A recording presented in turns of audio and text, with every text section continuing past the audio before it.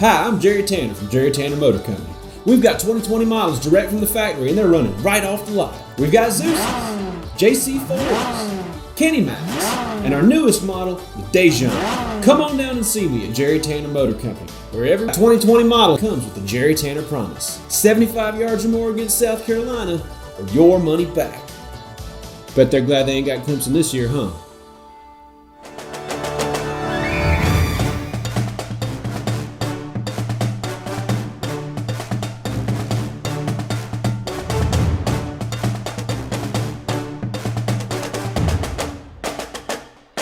Welcome back to the Jerry Tanner Show, brought to you by the UGA Alumni Association. It's time for the final game of the regular season, which probably isn't actually the final game of the regular season because we still got to play Missouri, but nobody knows when that's going to be. So, Vandy.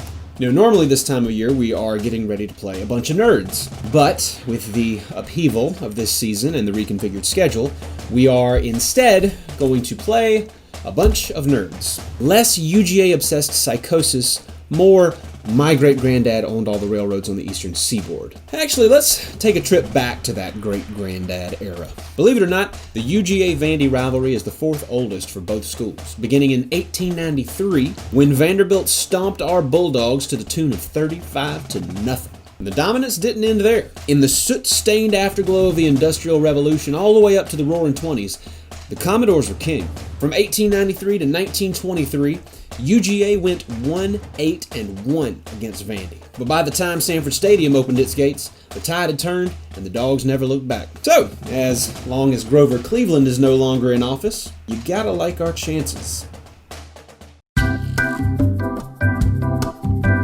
The season may be winding down, but you can still bring the tailgate party to you with a Bulldog box. Whether you're looking to spruce up your bowl game watching party or just get a great holiday gift for a Bulldog in your life, these boxes are just the thing. You've got 4 options at different prices, and with each box you buy, the UGA Bookstore makes a contribution to the UGA Alumni Chapter Scholarship Fund. Get your Bulldog box today at alumni.uga.edu/football.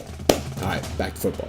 Other than close losses to Texas A&M and Kentucky, Vandy has shown few signs of life this year. They are approaching the bottom of the barrel nationally in almost every significant statistic. To put it bluntly, things ain't good in Nashville. Derek Mason got fired on Sunday night. A winless season is in play for the Doors.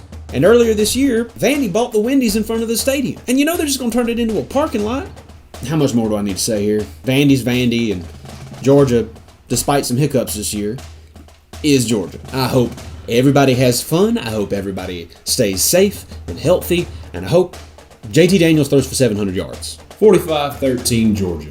I know Vandy football gets made fun of a lot. And I'm guilty of that myself. But how much more can we really say? We know it. They know it. Why don't we instead try to look for the positive things? The now dearly departed Derek Mason, by beating Georgia in 2016, was one of only 5 current SEC head coaches who have a win over Kirby Smart. Because it's in Nashville, Vanderbilt's campus is surrounded and infused by that unique culture of Music City, USA. And Vanderbilt's uniforms are pretty sharp. I love the anchor and the chain, stately black and gold. It's nice. When you put all these things together, what you see is, and this feels pretty inarguable to me, Vanderbilt is the least embarrassing SEC football program in the state of Tennessee. Y'all be sure to like, subscribe, and ring the bell, and you'll never miss an episode.